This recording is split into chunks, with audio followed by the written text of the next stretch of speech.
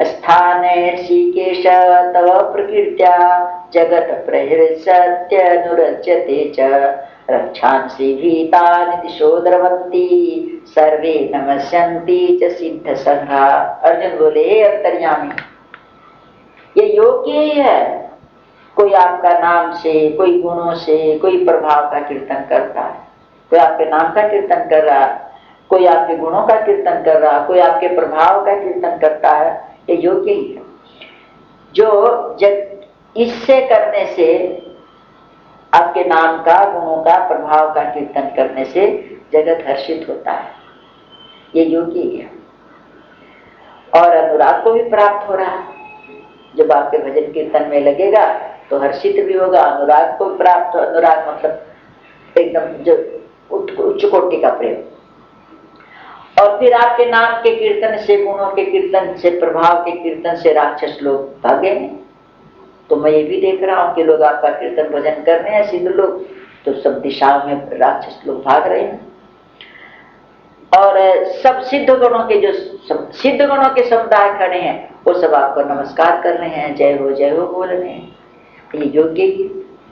कस्माच्च तेन न मेरन महात्मन गरीयसे ब्रह्मणोऽप्यादि कर्त्रे अनंत देवेश जगन्निवास त्वमक्षरम सदसत् तत्परम यत्। हे महात्मन, हे ब्रह्मा के भी आदि कर्ता, हे सबसे बड़े आप हैं, तो आपके लिए कैसे नमस्कार नहीं करेंगे। आप आदि कर्ता हैं, ब्रह्मा के भी आदि कर्ता, सबसे बड़े आप हैं, तो नमस्कार करेंगे। क्योंकि हे अनंत, हे देवेश, हे अभय, हे परागय। पहले तो तू तड़ाक था, अब ये परागय। हे देवेश, हे जगन निवास, ये जो सत्य है, जो असत्य है, वो सब आप ही है, और इनसे परे भी आप ही है। सत्यात्मा है, शरीर असत्य है, ये असत्य भी आप ही है, सत्य भी आप ही है, और इससे परे जो व्यापक रूप है वो भी आप ही। अक्षर, इनसे परे जो अक्षर है, जो सच्चिदानंद घन परमात्मा है, ब्रह्म है, वह भी आप ही।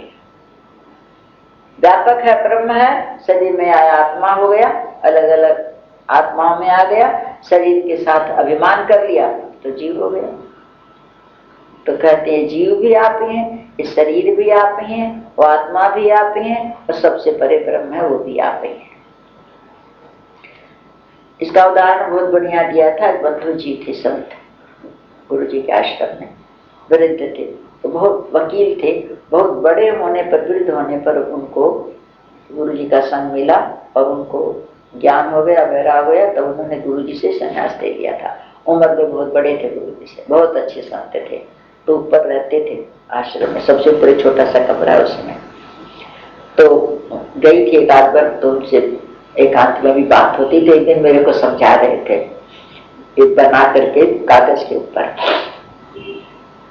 कि जैसे सूर्य है, तो सूर्य का प्रकाश पड़ा दर्पण पर, और दर्पण से पड़ा दीवार पर।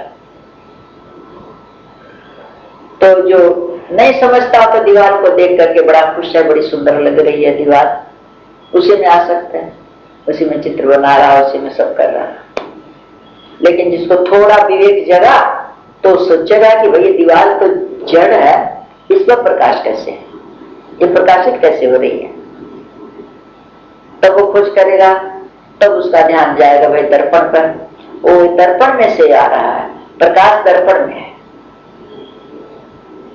तब वो उधर से समझ जाएगा कि दीवार पर जो भी प्रकाश है झूठा है, अब प्रकाश तो दर्पण में है, वहां सोचा लगेगा। फिर और विवेकी कोई होगा तो कहेगा दर्पण में प्रकाश कहाँ आया, तब उधर सूर्य की तरफ ध्यान जाएगा, वो मूल वो है। तो उसको पूरा समझ में आ जाएगा, तब वो समझ लेगा कि दर्पण में है, ये भी उसके केवल किरण मात्र है, मूल वो है। इसी तरह से वो ब्रह्म परमात्मा सर्वत्र जो व्यापक है, सबके अंदर उसकी प्रवाह है। वो उसका जैसे उसमें दर्पण में जैसे पड़ता है उसका, वैसे वो अंतःकरण में आत्मा रूप से विराजमान है, तो अंतःकरण पर उसका प्रकाश करता है। वो दर्पण है। उस अंतःकरण से फिर वो जो प्रकाश है वो शरीर पर पड़ता है, इंद्रियों में आता है। तो जो विवेक जिसको जागृत होगा वो सोचेगा कि ये 8 मास का शरीर, इसमें चेतना कहाँ से आई। अब वो शरीर का जब निकल जा, क्या चीज निकल जाती है कि फिर शरीर तो वैसे ही पड़ा रहता, तब इसमें कोई हलचल नहीं रहती, तो कहाँ चली जाती है इसकी सत्ता। तब वो उसकी खोज करता बाद में कि आखिर इस शरीर के अंदर वो कौन सी शक्ति है, तो उसकी खोज करेगा। तब उसको पीछे विवेक जागृति होते होते समझ में आएगा कि वो जो सर्वव्यापक परमात्मा है उसी की सब किरणें हैं।